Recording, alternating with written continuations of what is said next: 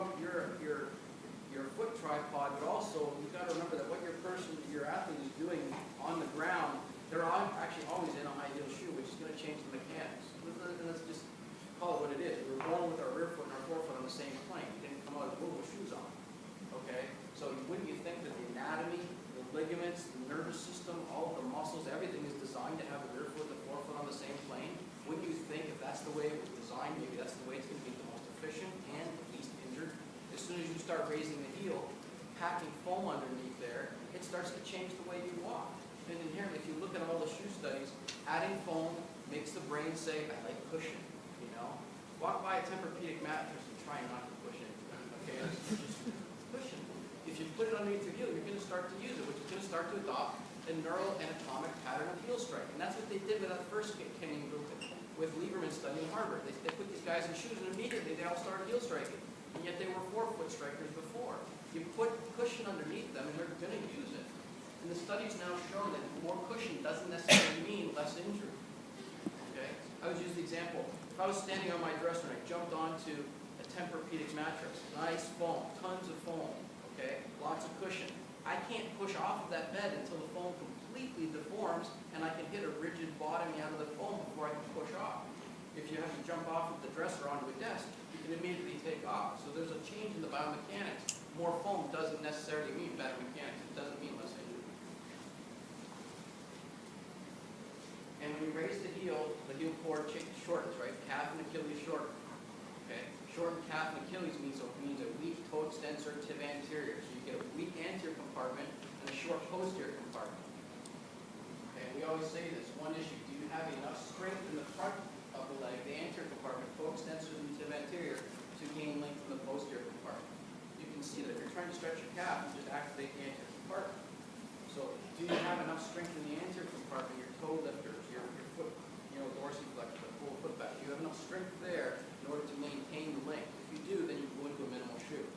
Take a woman who's been in a high heel shoe for 20 years, has got a contractured calf, they can't drop that heel down. So they can't go into this. You've got to slowly move them down. Products that we face are, the problems that we face are products what we've done, okay? Just dropping someone down into Vibram 5 fingers or any of these shoes, anything that's minimal doesn't fix their problem, especially if they don't have enough strength to gain that length. You're going to change the mechanics. You're going to turn them into an immediate hyperpronator. Guaranteed. You see it all the time. So there's lots of different foot types. There's straight, there's curved, there's semi-curved, and we've got shoes that are curved, semi-curved, and straight. Okay, and you've got to match the foot. So you've got to start looking at your athlete's feet if they constantly are having plantar fascial pain or problems. And then with track, it's another distance problem. You've got that outer foot that's constantly pushing outwards into that curve on a track. Okay, and Chris and I have been looking at videos over the years of the lateral hamstring. Why is the lateral hamstring always below a couple yards right before they come out of that turn? Because the demand is more on that outside leg. There's the ramp angle. We'll talk about this. So to conclude the shoes, know what shoe you're in and why you're in that shoe. If you go to a shoe store in a high school that sets you up, you probably should, ask some bigger, stronger, greater questions, or go to our blog, send us an email or something like that. Sometimes it's the shoe. They can fight back. Often it's what goes in the shoe that's the problem. Okay, and it's not the shoe itself. So we talk about the foot, the tripod, medial, lateral, and the heel. We've got a monopod and a bipod together. They form a tripod, which is a stable mechanism. If the body weight is too far on the outside, meaning like Willie was, where he is deviated out, I'm moving the lateral aspect of my tripod, the medial tripod comes up. Well, how are you supposed to push off of that big toe then if it's not stabilized?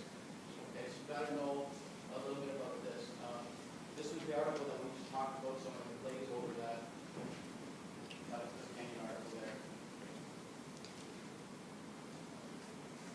So no one's paying attention to this force foot stuff, by the way. We're the only people that are doing it because I think largely people just don't know. I've been out and we were writing for Competitor Magazine for a while, Triathlon Magazine, and they just didn't want to take our articles on forefoot type. One, because the shoe stores don't know what to do with it. Two, they didn't know what it was about. It was a little frustrating. No one is talking about it, especially those who are proponents of the forefoot strike out there. Put someone into a spiked shoes, and now you're forefoot striking. You better know if you've got a forefoot varus or valgus. If you got a kid who keeps rolling his ankle, you might have a foot type problem, and it's not him. Okay.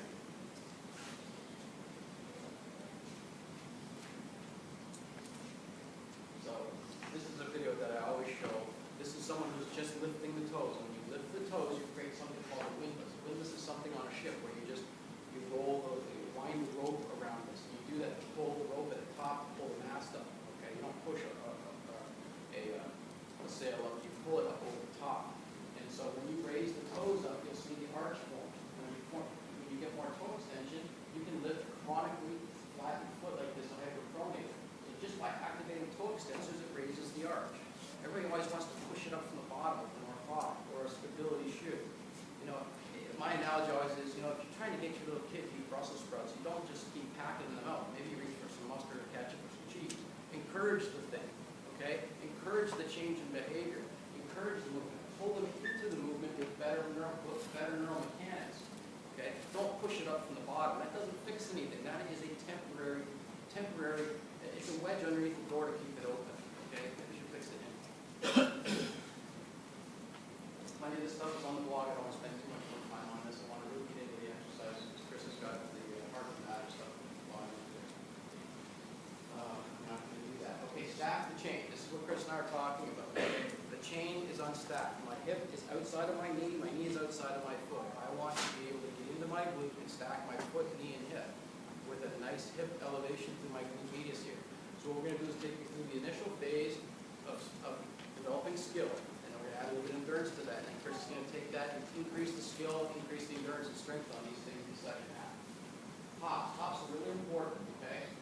You must have a bipod awareness because you're constantly bouncing on the forefoot. If you've got a foot type that is tipped outwards and they're constantly hopping, that knee's going outside, they're going to roll their ankle, okay?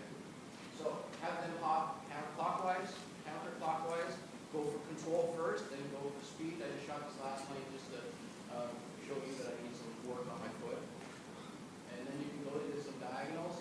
Look at his pinky toe. He's got a really bad pinky toe. And I must have just covered up a little extra.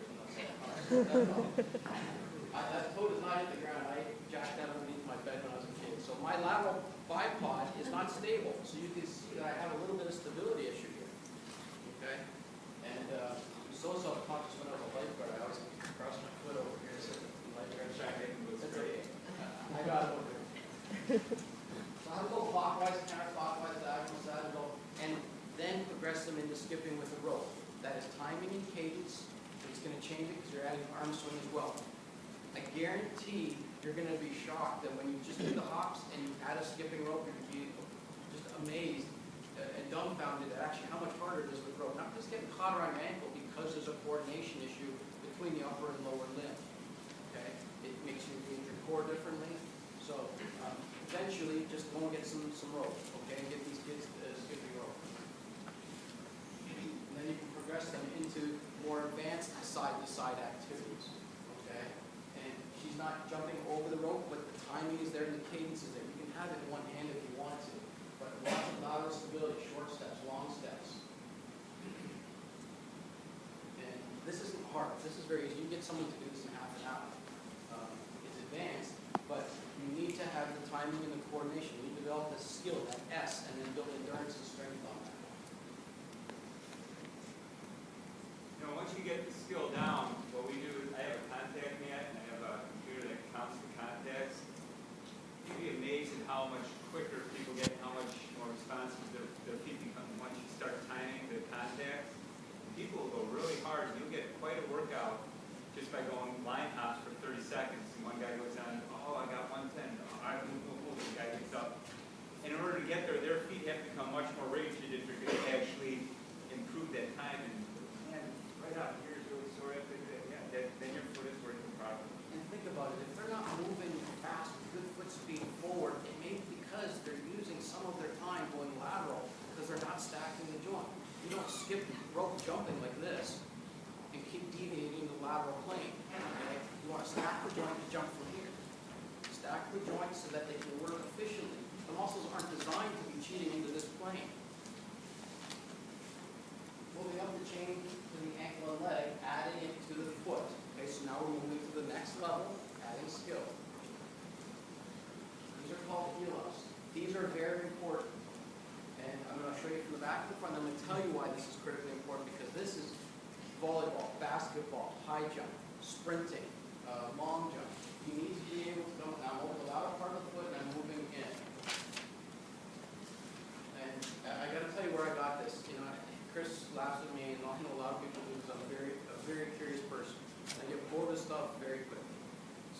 2.5 years ago, I started taking ball dance lessons.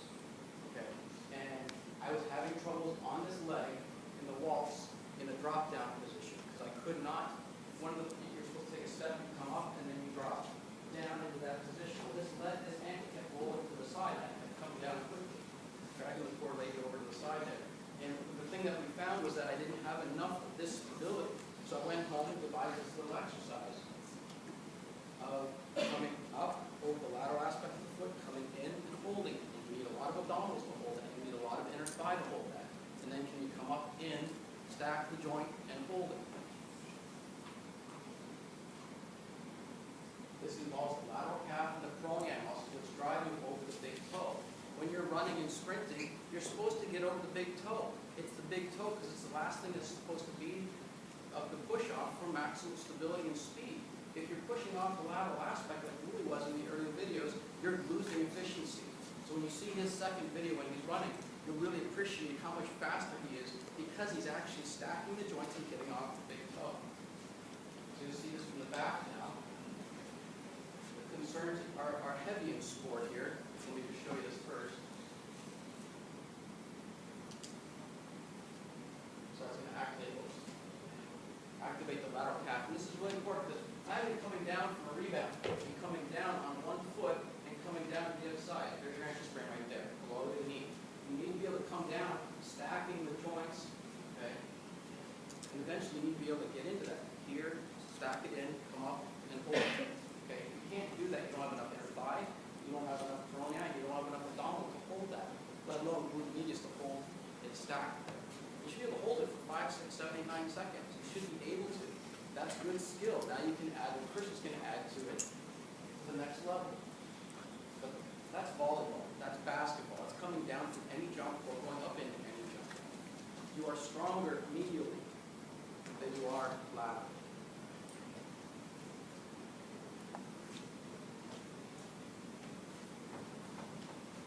Of course, you need to be able to bend that big toe. They may have turf toe or bunion. If they don't have that, imagine if someone has a limitation there. You may not see this in a lot of high school athletes, but as your athletes get older or come back and see you, they may have some questions for you. If you've got turf toe and you can't bend that toe all the way, where are you going to go? You're going to go lateral. As soon as you go laterally with the foot, you're going to start to deviate the hip over to the side. Every time they go ahead and take a step, they want to push off, but they're actually rolling to the other side. Moving up higher to the hip now, adding to the foot. So we've added skill in the foot, skill in the leg at the knee. Now we move up the skill into the hip.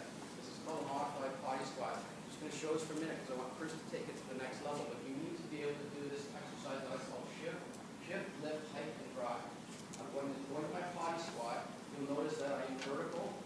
Okay, two types of squats. One is this way, and one is this way. Okay, this one's going to tax your hamstrings, and Chris is going to talk about the caveats there.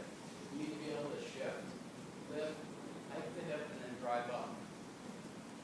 Okay, hamstring tension sets the limit. Chris is going to pound that into your head too. If you're going down, you better have the hamstring length to go into that position.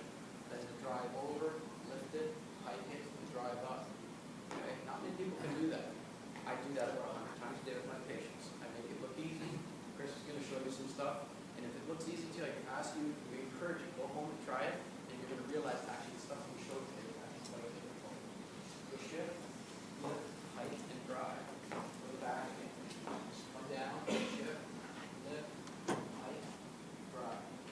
Okay? If you don't have the glute medius stability, as soon as you go to here and lift, you can't get into this. So what are you going to do? You're going to get to here, power up. That's a huge power loss.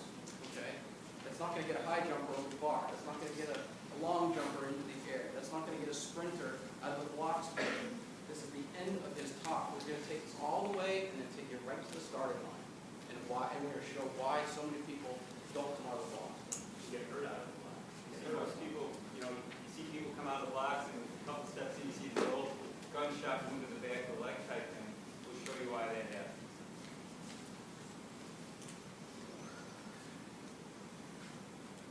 So we're going to add the skill, then you're going to add repetition to build endurance.